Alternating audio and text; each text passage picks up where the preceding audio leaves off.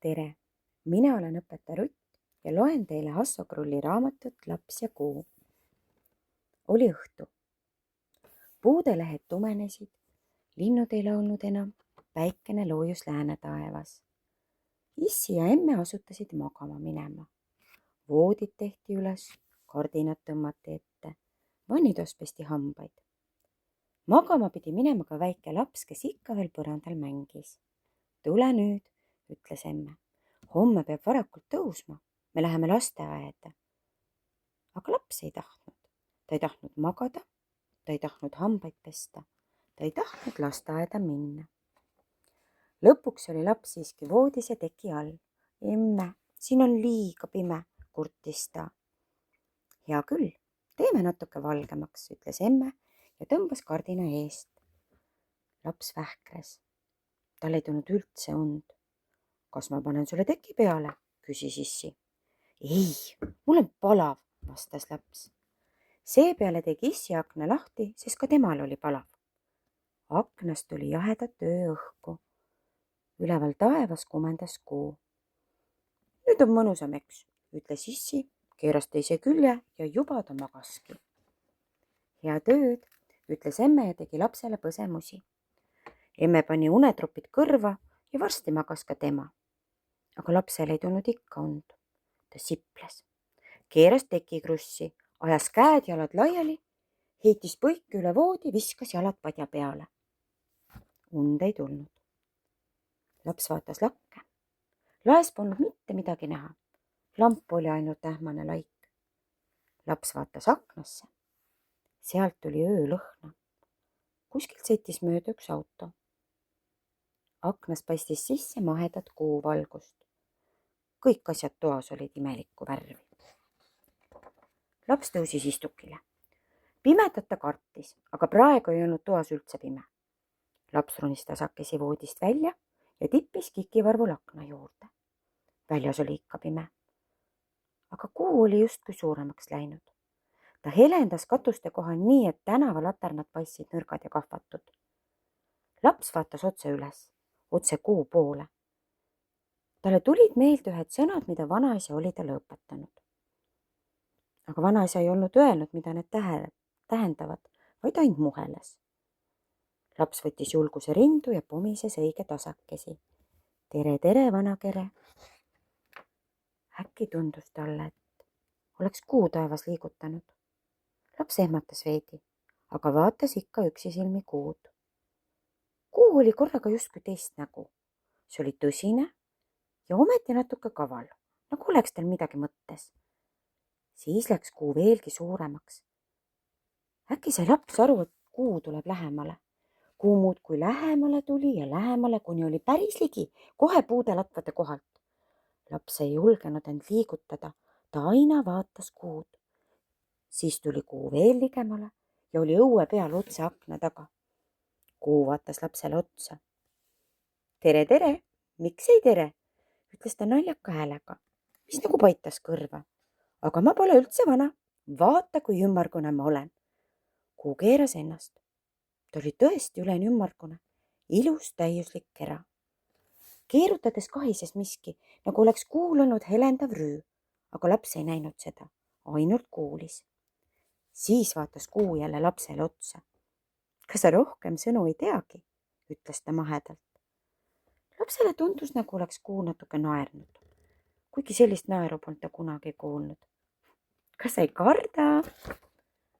Laps ei jõudnud veel vastatagi, kui kuu temast äkki kinni haaras ja vuhinal ringi keerutama hakkas. Laps nägi, et ta on puudelatvade kohal ja siis jäid need juba kaugemale. Kuu ei keerutanud enam, vaid hoidis last õrnalt ja tugevasti oma kaisus. Laps vaatas alla. Seal olid majade katused. Tema koduaken oli ikka lahti, aga see oli nii pisike nagu mõne mängumaja aken. Nüüd sosistas kuu talle kõrva sisse, nii et lapsel jooksis külma judin mööda selgroogu. Kas sa tahad tulla minuga koos üle taeva? Laps ei teadnud isegi, miks ta peaaegu hääletult lausus. Jah. Ümberringi oli korraga väga külm, aga kuukaisus oli soe. Kuul on justkui soojus sees, kuigi eemalt polnud seda näha. Nad liuglesid järjest kõrgemale ja kõrgemale. Lapsel oli tunne, nagu sõidaks ta köisraudtee peal, kuigi ta teadis, et köisraudtee ei vii mitte kunagi niimoodi üles. Öine linn oli hoopis teistmoodi. See oli nagu jaaniusikeste kobar, mis on siia-sinna laiali pillutud. Ei tea, kas nõnda näeb maad ka lennukist, mõtles laps. Aga muidugi, lennukis ei tunne ju oma nahaga tuult. Nad hebelesid nüüd mere kohal. Meri oli tume, aga kuu heitis veepinnale sätendava raja. Raja kõrval jooksis väike võbelev joon. Oi, see olen vist mina, mõtles laps. Vastu tuli pilvi. Varsti oli laps ja kuu tihedalt pilvede sees. Siis ajas tuul pilved laiali ja taevas läks väga selgeks. Ja laps nägi oma pea kohalt suurt tähte. See viipas justkui korra. Põhjanael, ütles kuu, me tunneme ammusest ajast. Laps sai aru, et kuu rändab kerge kaarega põhja poole. Aeg-ajalt vahkas alt jäist hingust. Küllap see oligi see jää, mida laps ei näinud. Siis märkas ta taevarannal rohelist kuma. See ei püsinud paigal, vaid virvendas, sähvis ja liikus, nagu oleks üleval joonistatud suurt helkivat pilti. Keegi tõepoolest müttas seal. Virmalised, ütles kuu. Suur helkiv pilt oli nüüd igal pool, aga see polnud lihtsalt pilt. Need olid kummaliselt piikade, käte ja jalgadega inimesed, kes loopisid üksteisele palli, mis hargnes lahti nagu lõngakera. Siis aga rullus kokku nagu kangas. Kui pall päris kaugele lendas, venis virmalise käsi nii pikaks, et paistis juba õllavarrest lahti tulevat, aga ei rebenenud siiski kunagi. Kuud silmates hakkasid virmalised naerma. Ai, leidsid jälle endale sõbra, täna on tähisilmas 2 kuud. Kuu aga ei vastanud midagi. Nad loovisid virmaliste vahelt läbi, ikka kaugemale põhja poole. Laps tundis, kuidas ta laud lähevad raskeks. Vaevu suutis ta veel oma silmi lahti hoida. Kas sa oled väsinud, küsis kuu.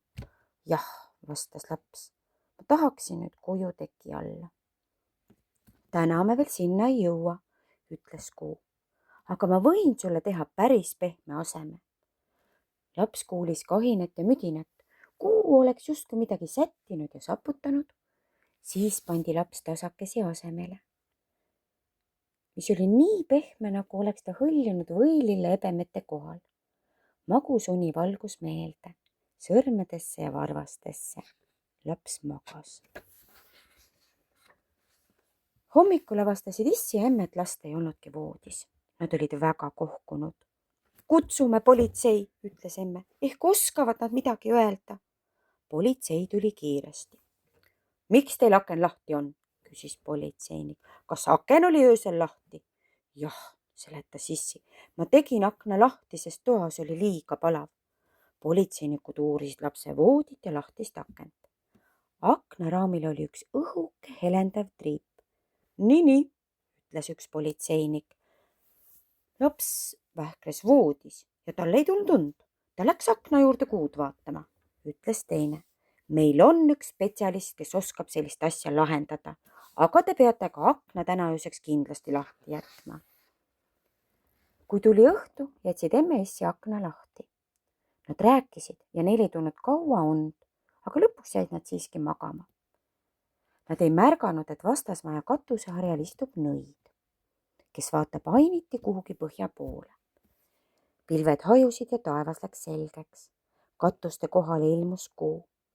Ta kallas üle linna mahedat rohekat valgust. See peegeldus vastu akentelt, autodelt ja puulehtedelt. Korraga kuu võpatas.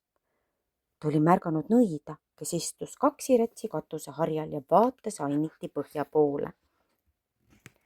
Kuu tuli lähemale ja uuris nõida. Nõid ei liigutanud. Ta vaatas ikka ainiti põhja poole, nagu ei upuski linn heledasse kuuvalgusesse ja ka nagu ei kumendaks ta kõrval särav kuu, kes teda huviga uurib. Lõpuks ei pidanud kuu enam vastu ja küsis, kes sa oled ja miks sa mind vaatad? Kas sa ei näe? See olen mina, taeva kuningas. Nõid ei pööranud peadki, aga vastas. Miks ma peaksin sind vaatama? Miks ma peaksin jõllitama sellist vana röövli nägu? Ma ei ole vana, ütles Kuu solvunud. Ja ma pole mitte midagi röövinud. Ma olen taeva kuningas ja säran üle kõigi maade ja merede. Muidugi oled sa röövinud, sähvas nõid. Eile öösel röövisid sa ühe lapse ja nüüd magab ta virvaniste juures, helkivate ööpilvede vahel. Ei, ütles Kuu, ma ei röövinud teda. Tahtsin talle ainult näidata, kuidas ma käin üle terve taeva. Siis jäi ta magama ja ma ei raatsinud teda enam äratada. Vana valevorst, vastas nõid. Küll ma juba sind tunnen, ma ei usu ühtki sinu sõna. Ei, sa ei tunne mind üldse, pahvas Kuu raevunult. Kas sa tahad, et ma näitan sulle, et juba homme hommikul on laps tagasi oma emme-issi juures? Ma ei pea teda isegi üles äratama.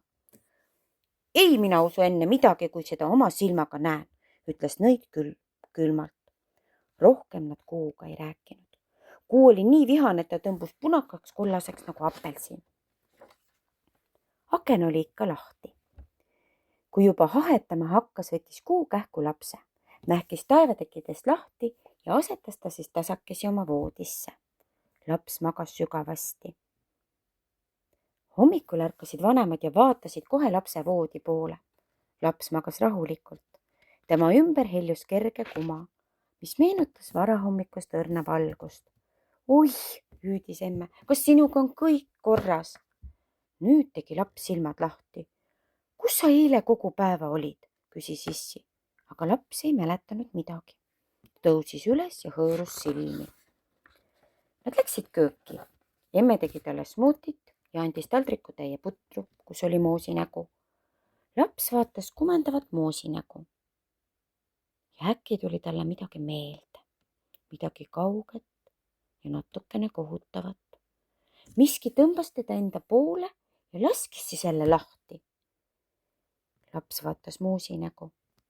Ta ei öelnud midagi ja sõi pudru vaikides ära. Ühel õhtul küsis issi, kas ma võin nüüd akna jälle lahti teha? Ega sa ei lähe öösel kusagile üksi? Ei, vastas laps, ma ei lähe öösel üksinda akna juurde. See oligi tõsi. Taevas oli öösel tihti pilves. Vahel harva vilksatas pilvede vahelt Kuu, kes oli aga vanaks ja väikeseks jäänud. Laps vaatas, kuidas kuukired kõnnivad mööda lage ja jäi siis uuesti magama. Aga imelik kuma, mis meenutas varahommikust õrna valgust, püsis tema ümber veel 2 nädalat, kuni viimaks ajus, nagu poleks seda mitte kunagi olnudki.